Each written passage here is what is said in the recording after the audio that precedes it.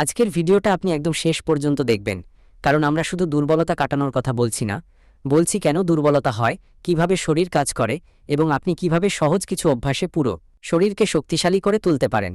যদি সকালে উঠেই ক্লান্ত বোধ করেন কিংবা কাজের মাঝপথে শক্তি হারিয়ে ফেলেন, আজকের ভিডিও আপনার জন্য। 1. আপনার খাওয়ার ধরন ঠিক করুন। প্রতিদিন যা খাচ্ছেন সেটাই আপনার শক্তির উৎস, তাই দুর্বলতা দূর করতে খাবারই প্রথম অস্ত্র। অনেকেই শুধু ভাত খেয়ে দিন পার করেন, কিন্তু শরীর চায় ভারসাম্যপূর্ণ পুষ্টি, কার্বোহাইড্রেট, প্রোটিন, চর্বি, ভিটামিন ও মিনারেল। বিশেষভাবে খেয়াল রাখবেন vitamin B12, iron, omega fatty acid ও ম্যাগনেসিয়াম যেন কম না হয়। এই উপাদানগুলো কমে গেলে ক্লান্তি, পেশির দুর্বলতা ও মাথা ঘোরা দেখা দেয়। 2. পর্যাপ্ত পানি পান করুন। হালকা পানিশূন্যতাও আপনার শক্তি কেড়ে নিতে পারে। ক্লান্তি, মাথা ব্যথা, রাগ ও মনোযোগহীনতা সবকিছুর পেছনে দায়ী হতে পারে কম পানি খাওয়া। আপনার শরীরের প্রতি কেজির জন্য প্রায় 30-35 মিলিলিটার পানি দরকার হয়। যারা ব্যায়াম করেন বা গরমে বাইরে থাকেন তাদের আরও বেশি। 3. ঘুমের গুণগত মান। ঘুম না হলে কোনো খাবার, ব্যায়াম কিংবা ওষুধেও কাজ হবে না। রাত 10টা থেকে 2টার ভেতর শরীর নিজের কোষগুলো মেরামত করে। কম ঘুম মানে কেবল ক্লান্তি না, বরং ইমিউন সিস্টেম দুর্বল, মন খারাপ, ওজন বাড়া সবই হতে পারে। 4.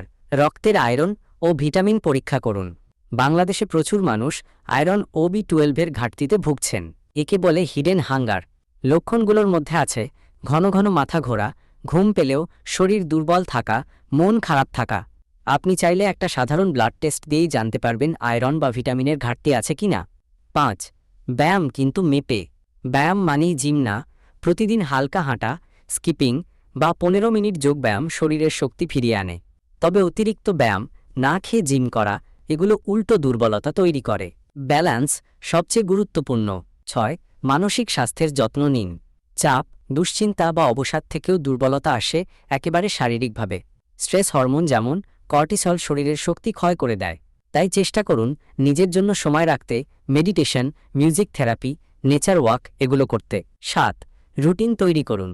শরীর একটা মেশিন, যত নিয়মে চালাবেন তত ভালো কাজ করবে।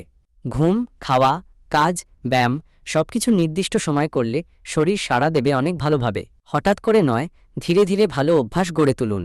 দুর্বলতা কাটানোর জন্য জাদু নেই, আছে অভ্যাস, সচেতনতা আর ধৈর্য।